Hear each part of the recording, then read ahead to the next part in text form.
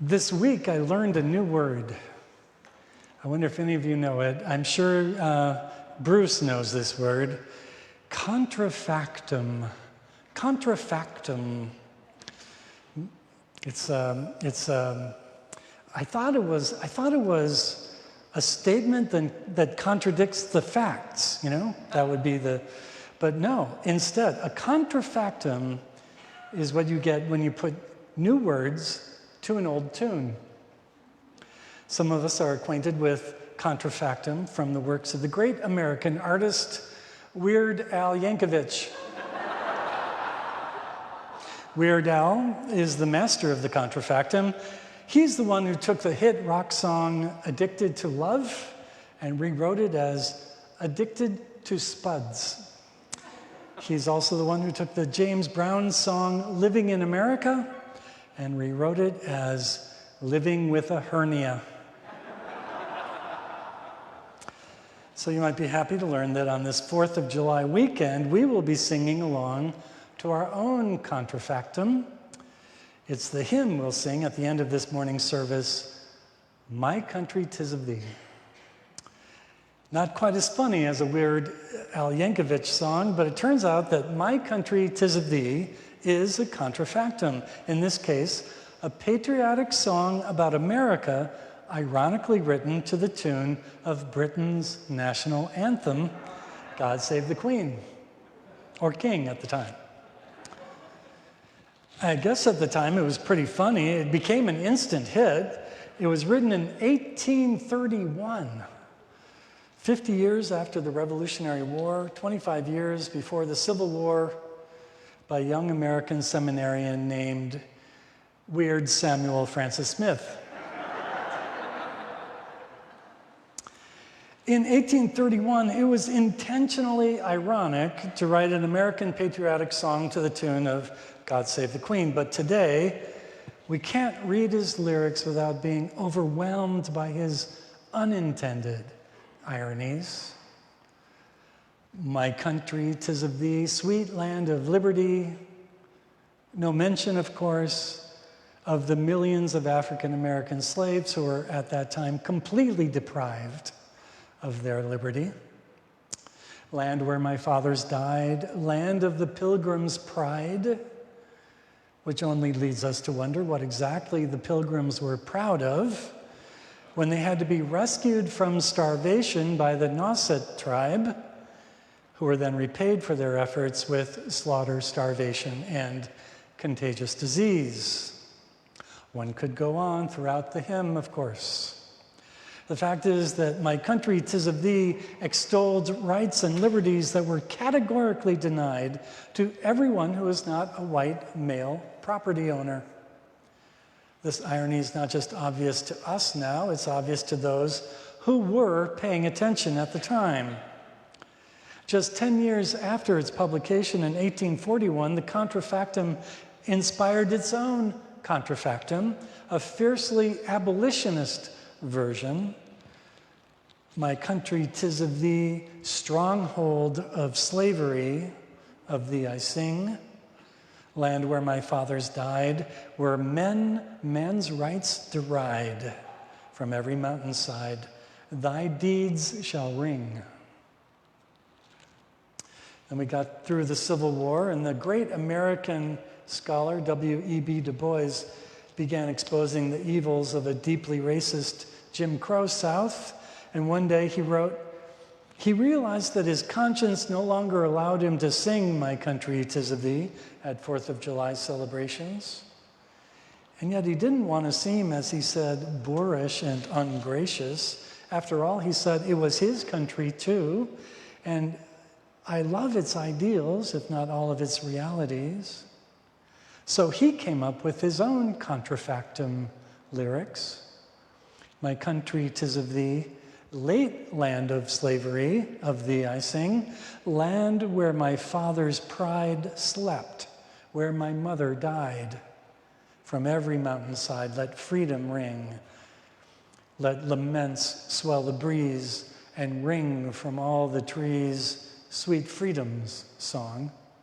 Let laggard tongues awake.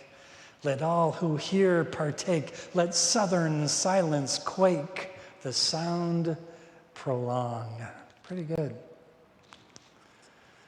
The contrafactum tradition continues actually to this day, just this past week.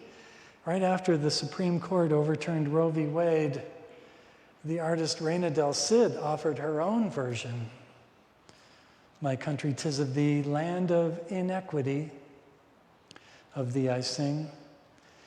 Land where my mothers cried, fought, bled, and sacrificed for rights which we are now denied. Let freedom ring. For many of us, this has been a tough time. Speaking personally, I've never been so close to complete despair over my country as I have this past couple of weeks.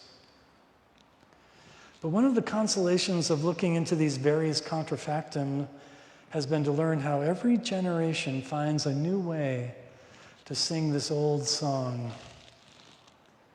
When millions of men and women were being held under unspeakable crimes of slavery, they did not just rage against injustice, they sang love songs of freedom. They sang and they taught their children to sing because ultimately that's where freedom is found, in the song, in the singing.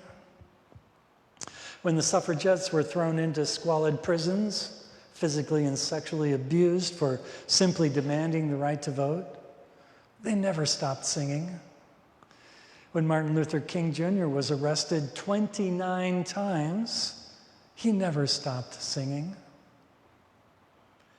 Freedom is not an idea invented by Thomas Jefferson in 1776 and bestowed upon us by a bunch of old white men out of the kindness of their hearts. It's a condition of the soul. It's a song that's been sung since Moses came upon that burning bush. It's recognized in divine epiphany and sung about long before it ever became a law of any land. It's a song that's been sung in quarries and cotton fields, in concentration camps and in factories, in streets and in prisons. It's a song that will never end. Politicians will come and go, nations will rise and fall, but freedom will endure as long as we have breath. Yeah, this has been a challenging week, but you know what? They haven't yet found a way to stop us from singing. I will only truly begin to despair for my country when the song of freedom is silenced, and that is never going to happen. Because even a 3-year-old child knows what freedom means. When the people of Israel were finally released from exile in Babylon and allowed to return home to Jerusalem, they found a temple in ruins, a people broken and confused. They were squabbling with one another, competing for power and for land, divided and in conflict with one another. And that's when the prophet realized it was time to sing. Rejoice with Jerusalem and be glad for her, all you who love her.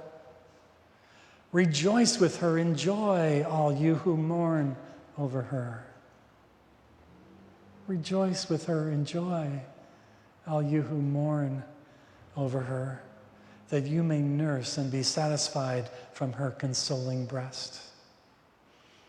That you may drink deeply with delight from her glorious bosom. The prophet understood that Jerusalem was not just an idea. She was not just a building or a city-state or a set of laws. Jerusalem was a mother eager to feed her children. She was a transcendent source of nurture and strength and hope.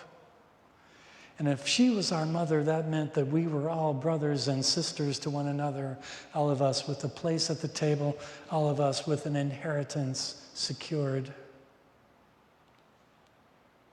So the prophet began to sing a new old song.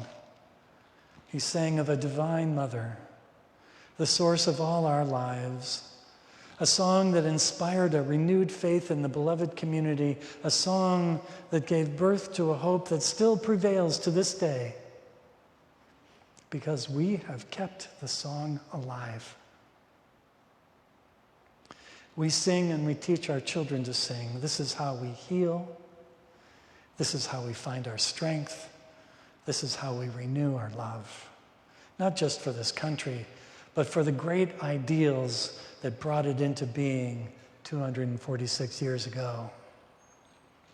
Maybe we'll never perfectly realize those ideals, but for every generation, that old song gets a new verse. With every setback, a new version is written. There's no stopping it.